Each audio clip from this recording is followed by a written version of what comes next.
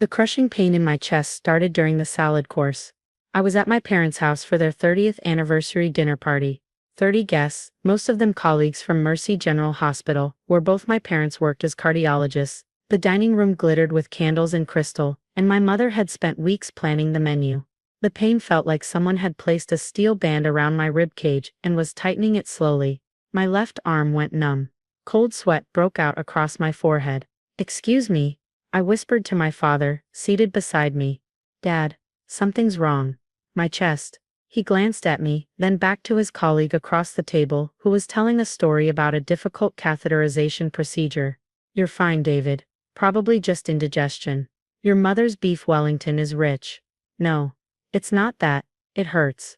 Really hurts." I pressed my hand against my sternum, trying to breathe through the pressure.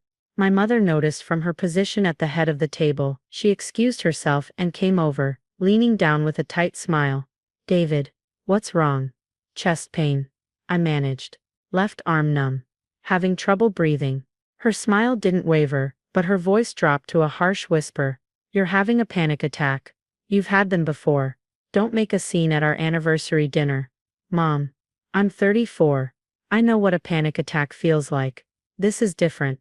"Stop being dramatic," she said, straightening up. "You're embarrassing us in front of our colleagues." I looked around the table. Dr. Phillips, the head of cardiology. Dr. Martinez, chief of emergency medicine. Dr. Kim, who taught at the medical school. All of them watching me with varying degrees of concern and curiosity. "I think I need to go to the hospital," I said. Louder now. My father stood up. "David, come with me to the kitchen." I stumbled after him, my vision starting to blur at the edges. In the kitchen, away from the guests, he turned on me. "What are you doing?" he demanded. "Your mother has been planning this dinner for months." "I'm not doing anything. I'm sick. Something's really wrong." The pain was getting worse, radiating down my arm, up into my jaw. "Please call 911. You're 34 years old," he said flatly. "Young healthy people don't have heart attacks. You're having anxiety because you just lost your job and you're stressed about money." "I'm not calling an ambulance for a panic attack. I'm a software engineer, not a doctor, but I know my body, and I am a doctor," he interrupted. "A cardiologist with 30 years of experience. I'm telling you this is anxiety." My mother appeared in the doorway. "David, take some deep breaths. You're hyperventilating." "I can't breathe right, because my chest feels like it's being crushed," I gasped. She opened a cabinet and pulled out a prescription bottle. "Here, take 2 of these. They're Xanax. They'll calm you down." "I don't need Xanax. I need." The room tilted. I grabbed the counter to steady myself. "You need to get yourself under control," my father said coldly. "We have a house full of guests, some of the most respected physicians in the state, and you're making us look like we can't even manage our own son's mental health." The pain in my chest was excruciating now. I could barely stand. "Please," I whispered. "Please call an ambulance." "No," my mother said firmly. "Go upstairs to your old bedroom. Lie down. Take the medication. You'll feel better in 20 minutes. And if you can't calm down, call an Uber and go home," my father added. "We're going back to our guests." They left me standing in the kitchen, clutching the counter, trying to breathe through the crushing pressure in my chest. I pulled out my phone with shaking hands. My vision was going gray at the edges. I dialed 911. 911. "What's your emergency?" "I'm having a heart attack," I said. The words came out slurred. 34 years old, chest pain, left arm numb, sweating, can't breathe right. "I'm at 2847 Oakwood Drive." "Stay on the line, sir. I'm dispatching paramedics now." "Are you alone?" "My parents are here. They're doctors. They said it's anxiety." My legs gave out. I slid down to the kitchen floor, my back against the cabinet. "They won't call for help. The paramedics are 3 minutes away. Stay with me." "What's your name?" "David. David Morrison." "Okay, David. Try to stay calm. Help is coming." The phone slipped from my hand. The kitchen ceiling swam above me. I heard voices from the dining room. Laughter. The clink of glasses. Then nothing. I woke up in the ambulance. A paramedic was leaning over me, adjusting an IV line. Another was speaking rapidly into a radio. Patient is a 34-year-old male.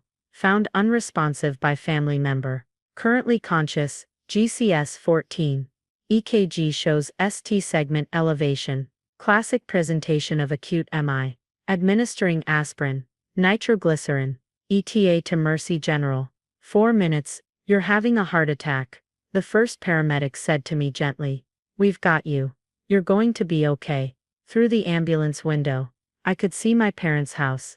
My mother stood on the front porch, arms crossed, watching the ambulance. My father was talking to one of the guests, gesturing dismissively.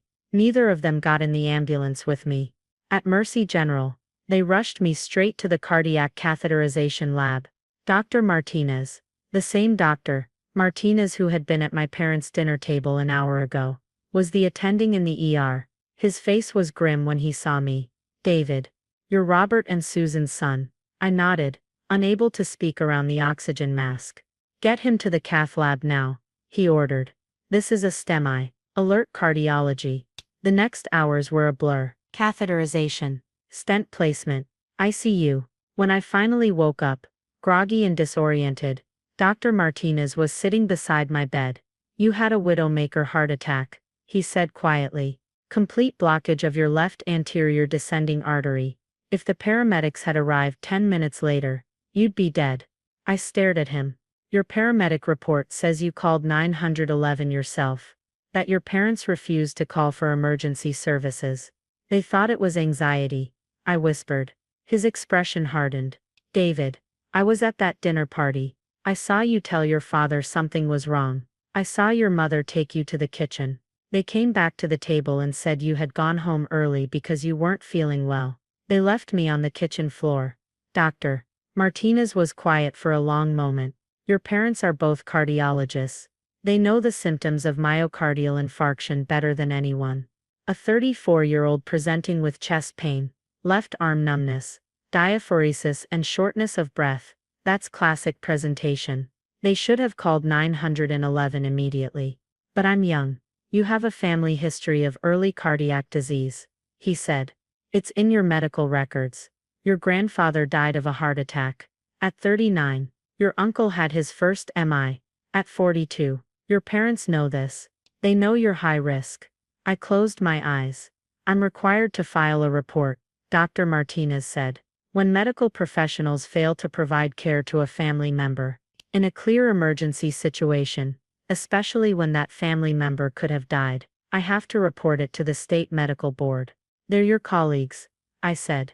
Which makes this harder, he admitted. But David, you called 911 yourself, while having a massive heart attack, because your parents, both cardiologists, refused to get you emergency medical care. You lost consciousness on their kitchen floor, while they entertained guests 30 feet away. That's not a judgment call. That's gross negligence. The report was filed within 48 hours. Dr. Martinez included the paramedic documentation, the ER notes, the catheterization results, and his own eyewitness account of the dinner party. The state medical board moved faster than I expected. 6 days after my heart attack, while I was still in the hospital recovering, my mother appeared in my room. Her face was pale, her expression furious. What did you tell them? She demanded. Tell who? The medical board. They've suspended both our licenses pending investigation. They're calling it patient abandonment and medical negligence. Looked at her steadily. I didn't tell them anything. Dr. Martinez filed the report. He's required to by law. You could have told him it was a misunderstanding, my father said, appearing behind her. You could have said we didn't realize how serious it was. But you did realize, I said quietly. You're both cardiologists. You know the symptoms of MI. You knew about my family history. You just cared more about your anniversary party than whether I lived or died. That's not fair. My mother snapped. We thought you were having anxiety. No, you didn't, I interrupted. You knew you just didn't want to deal with it in front of your colleagues. You didn't want the embarrassment of an ambulance at your party. My father's jaw clenched. We're trying to save our careers here, David. You need to help us. I almost died, I said. I called 911 myself, because my own parents, both heart specialists, refused to help me during a heart attack. I lost consciousness on your kitchen floor. The paramedics said another 10 minutes, and I would have been dead. You're being melodramatic again. My mother said, I have medical records that say otherwise. I replied, EKG showing ST segment elevation, catheterization showing complete LAD blockage, paramedic notes documenting that I was found unresponsive after family members refused to call for emergency services. Dr. Martinez report stating that you both returned to your dinner party, while I was dying in your kitchen. The silence stretched between us. The medical board wants to interview you. My father said finally, you'll tell them this was all a misunderstanding, that we made an honest mistake. No, I said. I won't lie for you, David. You chose a dinner party over my life. I said. You told me I was being dramatic while I was having a widowmaker heart attack. You went back to entertaining guests while I was unconscious on your floor. Those aren't mistakes. Those are choices. My mother's eyes filled with tears. You're going to ruin us. You ruined yourselves. I said. I'm just the one who survived to document it. They left without another word. The medical board investigation took 3 months. I gave my statement via video conference from home. Still recovering from the cardiac event. The paramedics testified. Dr. Martinez testified. The other guests from the dinner party were interviewed. Several admitted they had noticed. I looked ill, but assumed my parents were handling it since they were physicians. The board's findings were released in November. Both my parents received formal reprimands and had their medical licenses suspended for 6 months. They were required to complete remedial courses in medical ethics and emergency response. They were permanently barred from treating family members in any capacity. The local medical community was shocked. The hospital where they worked conducted its own internal review. Several of their colleagues stopped speaking to them. My father called me once after the decision was announced. I hope you're satisfied, he said. 30 years of building our reputation destroyed. I hope you're satisfied too, I said. You got to finish your anniversary dinner without interruption. That was what mattered most to you. That's not what happened. That's exactly what happened, I said. And now everyone knows it. I hung up. 6 months later, I got a letter from the medical board. My parents' licenses had been reinstated with conditions. They were both working again, though at a different hospital. I heard through mutual acquaintances that they'd sold their house, the one where I'd collapsed in the kitchen, and moved to a smaller place across town. We haven't spoken since that phone call. I go to cardiac rehab twice a week. I take my medications. I see my cardiologist, not my parents, every 3 months. My ejection fraction has improved. The stent is holding. I'm alive. Sometimes I think about that dinner party. The candles, the crystal, the distinguished guests, my mother's perfect menu, my father's carefully crafted toast, and me dying on the kitchen floor while they smiled and poured wine 30 feet away. I survived not because of my parents' medical expertise, but in spite of their complete failure to use it. That's what the medical board found. That's what the records show. That's what I'll carry with me for the rest of my life, however long that turns out to be. The truth documented and undeniable.